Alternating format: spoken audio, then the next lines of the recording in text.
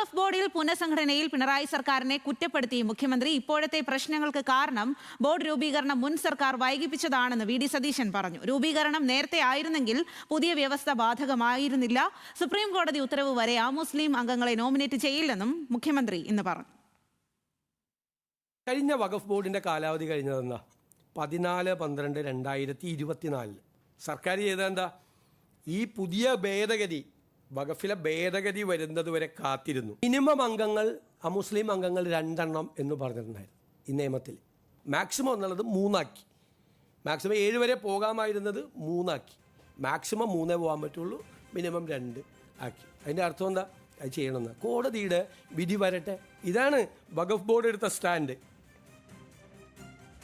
വിശദാംശങ്ങളുമായി ബിനിലാണ് ചേരുന്നത്. ബിനിലിലേക്ക് തന്നെ. ബിനിൽ, എന്തായാലും നേരത്തെയും സമാനമായിട്ടുള്ള നിലപാടാണ് വി.ഡി. സതീശൻ ഇക്കാര്യത്തിൽ എടുത്തത്. ഈ വഖഫ് ബോർഡിന്റെ വിഷയം വരുമ്പോൾ മുൻ സർക്കാരിനെ, അതുപോലെ മുൻ മുഖ്യമന്ത്രിയൊക്കെ കുറ്റപ്പെടുത്തുന്ന ഒരു രീതിയിൽ, എന്നാൽ സർക്കാർ കോടതിയിൽ നിലപാടെടുത്തിരിക്കുന്നത് ഈ അമുസ്ലിം അംഗങ്ങൾ ഉൾപ്പെടും, അതിനെ പിന്തുണച്ചുകൊണ്ടുള്ള ഒരു നിലപാടാണ് കോടതിയിൽ എടുത്തിരിക്കുന്നത്. അപ്പോൾ ഇപ്പോൾ വി.ഡി. സതീശന്റെ വാക്കുകളെ ഏത് രീതിയിൽ നോക്കിക്കാണാം?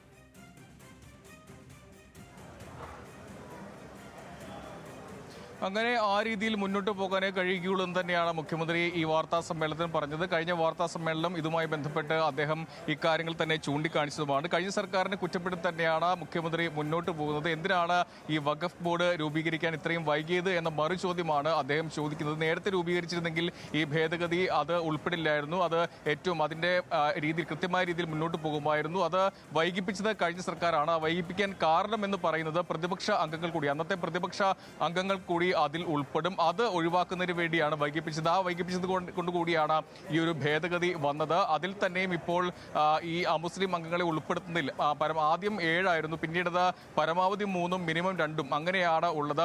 വിധി വരുന്നവരെ കാത്തിരിക്കട്ടെ എന്നാണ് വഖഫ് ബോർഡ് എടുത്ത തീരുമാനം എന്നുള്ളതാണ് മുഖ്യമന്ത്രി അതിനെ ന്യായീകരണമായി ഇപ്പോൾ പറയുന്നത്. എന്തായാലും ഇക്കാര്യത്തിൽ കഴിഞ്ഞ സർക്കാർ എടുത്ത നിലപാടാണ് ഇതിന്റെ എല്ലാം അടിസ്ഥാനപരമായ പ്രശ്നം എന്നുള്ളതാണ് മുഖ്യമന്ത്രി ചൂണ്ടിക്കാണിക്കുന്നത്. ഈ നിലവിലെ സംസ്ഥാന സർക്കാരിന്റെ നിലപാടിനെ എതിർത്ത് മുസ്ലിം സംഘടനകൾ ഉൾപ്പെടെ രംഗത്തേക്ക് വന്നതാണ്. വലിയ വിമർശനം സംസ്ഥാന സർക്കാർ കേട്ടതുമാണ്. അതിലാണ് ഇത്തരത്തിൽ കഴിഞ്ഞ സർക്കാരിനെ കുറ്റപ്പെടുത്തി മുൻ വാർത്താ സമ്മേളനങ്ങളിലെ പോലെ ഈ വാർത്താ സമ്മേളനത്തിൽ മുഖ്യമന്ത്രി ഈ സർക്കാരിനെ ന്യായീകരിക്കുന്നത്. എന്തായാലും കഴിഞ്ഞ സർക്കാർ എടുത്ത തീരുമാനം, അതായത് ഈ വഖഫ് ബോർഡ് രൂപീകരിക്കാനുള്ള അതിന്റെ നീണ്ടുപോയതാണ് ഇതിനെല്ലാം അടിസ്ഥാനപരമായ പ്രശ്നം.